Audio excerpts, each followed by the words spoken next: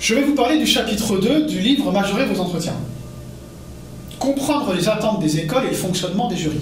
Effectivement, vous présentez un entretien, c'est un minimum de savoir pourquoi vous êtes là. Tout simplement, je vous recommande, et je sais que vous ne le faites pas assez, de bien lire et de bien écouter ce que les écoles vous disent, ce qu'elles vous envoient, ce qu'elles écrivent sur leur site ou dans les vidéos qu'elles mettent en ligne. Pour parler simplement, ce n'est pas du pipeau.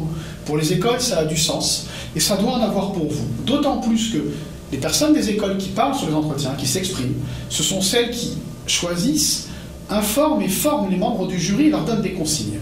Donc autant savoir quelles sont leurs priorités. Je vous le recommande. Dans le livre, j'ai rassemblé un certain nombre de phrases, de conseils, de recommandations apportées par les écoles. Elles vous seront utiles, ça ne vous dispense pas de faire des recherches. Retenez surtout une chose, qu'en dépit des légendes qui circulent sur les entretiens et sur les jurys sont bienveillants. Je répète, les jurys sont bienveillants. Et cette consigne est donnée dans toutes les écoles. Toutes les écoles. Dans une grande école dans laquelle je suis jury, en début de présentation et d'information des membres du jury, il y a une grande slide qui reste un quart d'heure, sur laquelle il est écrit « Soyez gentils avec les candidats ». On ne peut pas mieux dire. Alors évidemment, vous l'avez compris, vous êtes en prépa, vous êtes futé. C'est pas parce que les jurys sont bienveillants qu'ils vont donner des bonnes notes à tout le monde. Mais ils ne chercheront jamais à vous nuire et chercheront toujours à vous aider. Dans le livre, je vous fais aussi entrer dans la tête des membres du jury. Le professeur de l'école, qu'est-ce qu'il pense, qu'est-ce qu'il veut. Les professionnels, souvent des anciens élèves de l'école ou des pros du recrutement. Et puis, parfois, un élève de 3e année. C'est intéressant pour vous d'imaginer comment ils réfléchissent.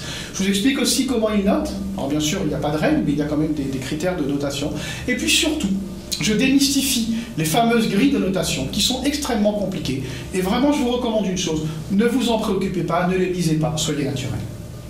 Et quand je dis soyez naturel, sachez que ce qui revient le plus souvent, ce que les écoles évoquent systématiquement, ce qu'elles attendent des élèves, et elles sont vraiment demandeuses, c'est la sincérité. C'est le mot le plus fréquent, soyez sincères. Je vous lis par exemple ce que dit une école du top 6. Ne soyez pas conforme à un profil supposé attendu.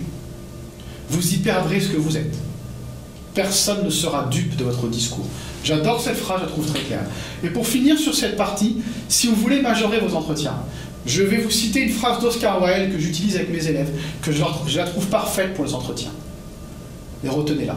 Soyez vous-même, les autres sont déjà pris.